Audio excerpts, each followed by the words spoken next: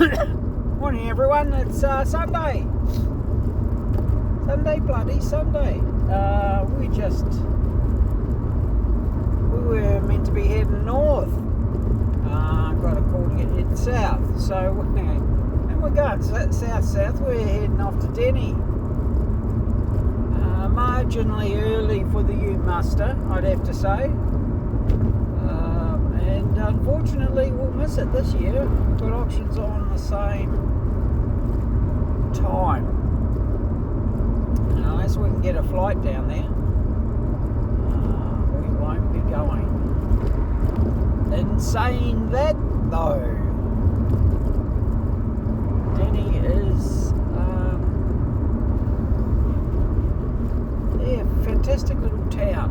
So one of those rural towns, and it's the hub of the southwest. I call it that. Many others call it that as well, because you're west of Wagga, and you're actually 2.5. Oh, hello, Richard.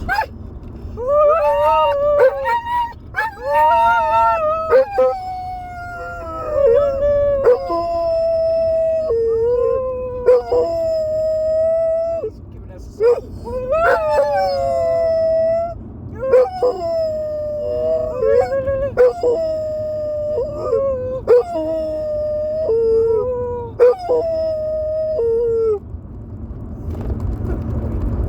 So that was it. Don't know that he's finished. Maybe that was only the first verse. Yeah, so we're heading southwest. Whoa. Pubs and motels.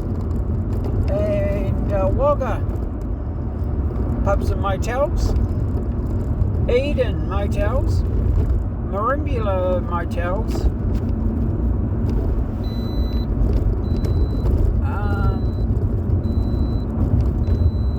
And that was you, Richard. Now that beeping is Richard moving around without a seatbelt on. So we have to pull it. The only way I can reset it is stopping.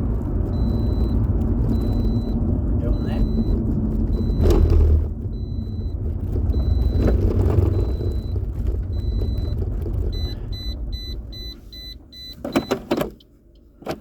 Take it out of gear.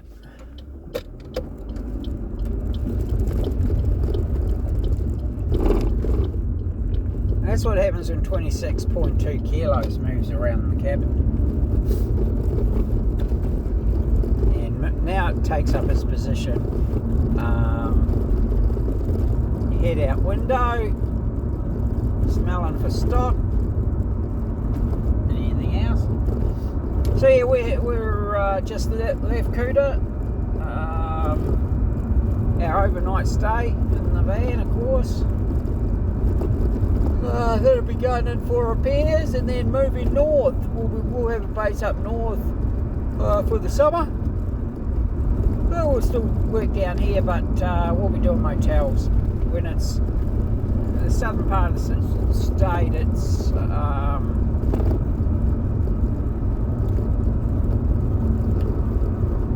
yeah, we'll be doing just doing our weekly sort of runs down here for specific appointments and listings and stuff. So not the mass sort of marketing that we do over winter. Anyway, so moving right along. Yeah, we're heading south. As I said, we'll be on the east coast, southeast coast, hopefully by Tuesday, if not before. Then we head north to Sydney. We've got 2 days in Sydney. And then we'll be heading mid-coast, north coast, northern rivers, and possibly back down, depending. We do have Queensland got a bit of business up in Queensland, so we may actually go Northern Rivers, Queensland, and come back down. So those plans all change in a heartbeat. The moment we get that phone call going with something, we're off. And yeah, it's an interesting stats. We're over 6.5 million viewers at the moment. That works amazingly for us. It really does. And just the volume. We're on once again on the news. Those little things add up. We've got. I just went to pick up some banners. We're out of banners, and that's a great sign, because usually we have 15 to 20 banners sitting there in all hubs. At the office, and was in the office on Friday, none. So I know that we're really pumping when I can't get the banners back in quick enough. They're all out there. Had a call. I probably get 10 quality calls a week off the banners. And an unrelated statistic is that people or vendors that do put the banners up, we've got 100% sale rate on them. So, and I don't know that the buyer saw it, that particular buyer for that property saw it, but it's one of those statistics that come in that, you know, if you go, my American trainers will tell me 3% of properties are sold by signage. So don't know that applies to us. I wouldn't even know this statistic, and probably nobody keeps one like that in Australia, but it's just that awareness seems to polarise people that are the buyers that inspect it. You know, they may have come in off our social media marketing, but they see the sign up, and maybe they just get more serious about buying it. They think the vendors are more committed to selling than just viewing properties, and I think that's the case. I do get a lot of calls that are just, let's call them nosy neighbours, and that's just part of my job, and I work through them reasonably quickly, but it's all part and parcel of what we do. So we're now on the Olympic Highway. I get with our podcast, I get interesting questions, you know, and doing so many Ks, like this week alone we did 3 days over 1,000 Ks, and what did we went through Kosciuszko 4 times. So that you don't sort of think about it. You're right there, Richard. But how do I do those Ks? And touch wood, no demerits. Well,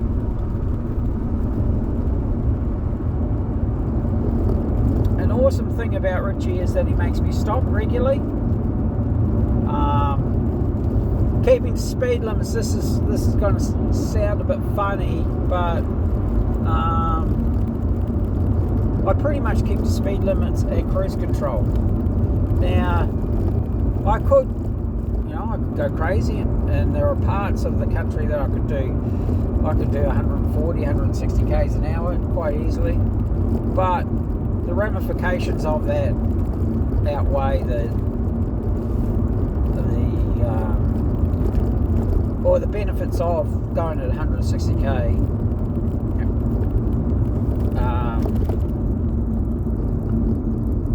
the other side of that, losing my licence, hitting the roof, killing myself, killing Richie, writing the car off, just aren't worth it. You know, and the longevity. I was talking to a traffic officer, police officer, and his BMW, brand new one. I said, how do you go with 8 hours doing a shift, 8 hours sitting in the seat is a good seat, you know, and we're talking seats because that's the important part of the car is actually your comfort, and you can go and buy an Audi or whatever you want, but a lot of them are really uncomfortable over 5 hours, and if I'm doing big trips in a day, you've got to be comfortable, the reach has got to be right, the back support, all those sorts of things taken into consideration. So we're talking about that and the comfort, and interestingly enough they still rate the old Harden that they used to have. So yeah, that was the question. I do all these Ks. How do I not get demerits? Well, I keep to the speed limits, use cruise control on the Hume, not so much on the Olympic, a wee bit on the Olympic on the straights and stuff, but not much, because the Olympic's a bit windy, the speed limits change a wee bit. The worst place obviously is going through the ACT. Just wish there was a New South Wales road that went round it. The speed limits change dramatically, 50, 60, 70, 80, 90 through there. But yeah, so that's how I do it. Just if you're under it, if you set your thing to 108, your cruise control on the Hume, and if you're travelling just under 100, and keep to the speed limits as you're going through towns, you don't get tickets. It's simple. And that extra time that you would have had, what do you do with it? That was a question that I used to have, is, okay, let's do 160 k's an hour, get to the destination, what are you doing with that extra time? I'm doing nothing with it. So I'd rather stop. Richie and I have a break every hour and a half, which is a lot of breaks, some people would say, but look at this, it's Sunday. Monday I did about 1,000, just under 1,000 k's, or just over 1,000 k's. So you've just got to take those breaks, and remember, you know, I always look at 4 o'clock, I start to get tired, and I can make the mistake of going, oh, I'll just go next to town. And if I catch myself saying or doing that, I stop. So I stop on the side of caution.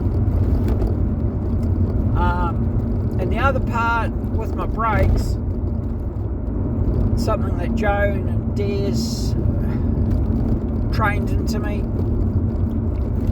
I've got the flask, although I've got gas cooker in the back. I've got the swag if I get tired. If we get tired and we're stuck between towns, or there's no accommodation for dogs, there's motels with no dogs, no dog accommodation. Well, Hotel Bithungra. Jesus, isn't that sad? Walkers don't look like they're Palisade, doing what they do at the Palisade apparently. Hey, interesting. Anyway, getting back to it. Yeah, so, and the car's completely fitted out. It's got swag. I've got the old flask with hot water so I can make coffee. I can have a proper lunch, proper dinner, proper breakfast. Richie's got food. So we're completely self-contained in our car if we have to, and comfortably. So from now on, although last year I was probably willing to swag south before this, from now on swagging is actually quite comfortable. And the towns are really good. So, you know, we'll do motels when they're there, obviously, but we don't have to. And if we're tired, we just stop. And that's been the success, or the amount to stay on the road. And a lot of the agents that have been doing it for, hello Richard, he's full of beats this morning, have gone. So it's interesting, and I've been able to stay on the road. Who knows for how long, and whether we put another motor in this car or buy another one. It's just a very hard car to replace. I'd love to be able to probably tow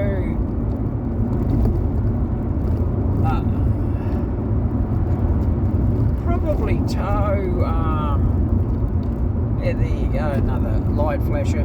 Probably tow a van would be good. Probably tow more regularly at shorter distances. That would be nice, but the flexibility that we get, or I get, from having the swag is amazing, and it's just a lot more comfortable. You know, parking and so on. So yeah, and of course Google Maps, I recommend that to everyone 100%. Google Maps is